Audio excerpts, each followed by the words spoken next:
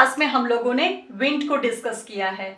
इस क्लास में रेन को डिस्कस करेंगे। बारिश से पहले हमें बादल का ख्याल आता है। बारिश के मौसम में हम जब भी काले घने बादलों को आसमान में देखते हैं, हम तुरंत प्रेडिक्ट करते हैं कि बारिश होने वाली है, क्योंकि बारिश तभी होती है जब बादल बनता है। इसीलिए फॉर्मेशन ऑफ क्लाउड से स्टार्ट करते हैं। देखो, हमारा जो अर्थ है वो 75% वाटर बॉडीज से कवर्ड है। ये हम लोग पहले पढ़ चुके हैं। दिन के समय सूरज की गर्मी में ये वाटर बॉडीज गर्म होता है और वाटर गैस में बदल जाता है, जिसको हम लोग वाटर वेपर कहते हैं। हीट की वजह से वाटर का वाटर वेपर बनना इवापोरेशन कहलाता है। इवापोरेशन की वजह से बहुत सारा वाटर वेपर एयर में चला जाता है। इवापोरेशन के साथ साथ और भी कुछ बायोलॉजिकल एक्टिविटीज है, जैसे कि ट्रांसपिरेशन, पर्सपिरेशन। इनकी वजह से भी वाटर वेपर एयर में जाता है। ये एयर जब गर्म होता है तो ऊपर की तरफ जाता है। ये हम पिछले क्लास में पढ़ चुके हैं। और इस एयर में क्या है? बहुत सारा water vapour. That means hot air rises up carrying water vapour. जब एयर ऊपर जाता है आसमान की तरफ तो वो फैलता है और ठंडा होता है। जब ऊपर जाकर के एयर ठंडा होता है तो उसमें जो वाटर वेपर है वो भी ठंडा हो जाता है और इस ठंड की वजह से वाटर वेपर छोटे छोटे टाइनी वाटर ड्रॉपलेट्स में बदल जाता है। That means due to cooling the water vapor convert into tiny water droplets। Cooling की वजह से वाटर वेपर का वाटर बनना या वाटर ड्रॉपलेट्स बनना कंडेंसेशन कहलाता है। अगर वाटर ड्रॉपलेट के बीच में कोई डस्ट पार्टिकल या फिर सस्पेंडेड पार्टिकल हो तो कंडेंसेशन बहुत आसानी से होता है।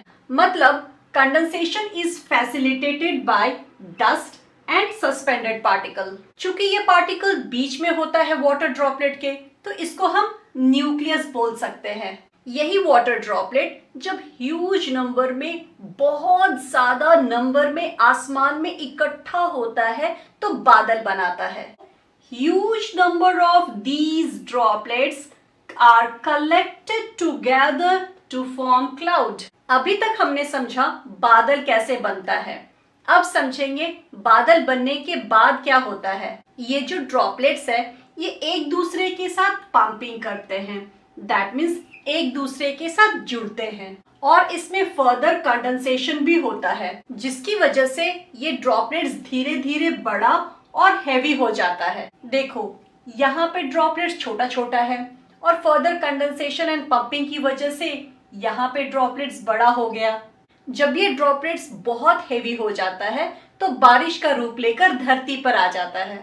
When the drops become too heavy, they fall down in the form of rain। पानी का आसमान से धरती पे वापस आना प्रेसिपिटेशन कहलाता है। अगर हवा का टेम्परेचर बहुत कम है तो ये प्रेसिपिटेशन स्नो के फॉर्म में, स्लीट के फॉर्म में एंड हेल के फॉर्म में भी होता है। स्नो का मतलब बर्फ होता है, हेल का मतलब ओला होता है एंड स्लीट का मतलब ओले के साथ में बारिश होता है।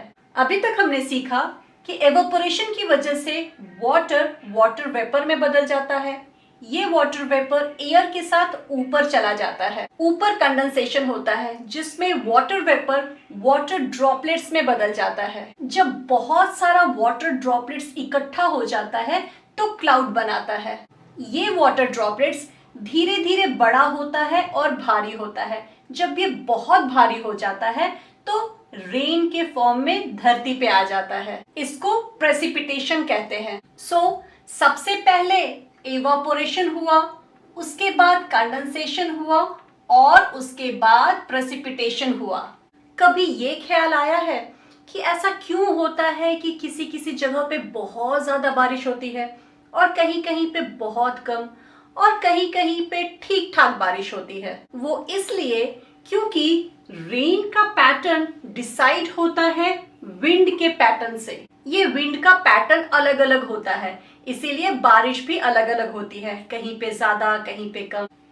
इंडिया के मैक्सिमम जगहों पे बारिश होती है साउथ वेस्ट मॉनसून की वजह से, नॉर्थ ईस्ट मॉनसून की वजह से and depression in the bay of Bengal की वजह से।